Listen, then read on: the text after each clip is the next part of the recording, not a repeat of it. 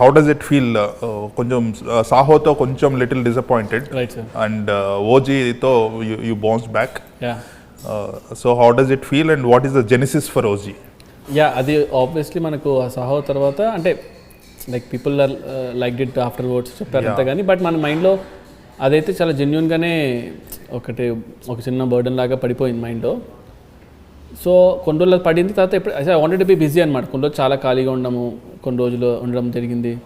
Then when I started working on this OG, I somewhere felt అనమాట. ఒకటి ఏంటంటే రెండు వేరే టైం పీరియడ్స్ 90s జరుగుతుంది. సో కొంచెం జెన్యున్గా ఈసారి తీద్దాము, ఒక గ్యాంగ్స్టర్ బ్యాక్డ్రాప్లో సినిమా తీద్దాం, కానీ it should be very genuine, అంటే రియల్ లొకేషన్స్లో మనం రియల్గా చూసిన ఫీలింగ్ రావాలి. అట్ ద సేమ్ టైం మన స్టైల్ ఒక యాక్షన్ కానీ ఏదన్నా కూడా ఉంటే కొంచెం బాగుంటుంది అనిపించింది.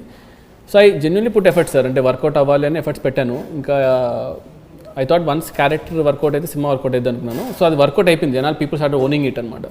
అయితే people start owning it, OG అనేది పర్సనల్గా తీసుకొని స్టార్ట్ చేశారు అనుకో, అప్పటికి సగం సక్సెస్ అయింది అనుకున్నాను. బట్ రిజల్ట్ వచ్చిన తర్వాత ఐ ఫెల్ట్ హ్యాపీ.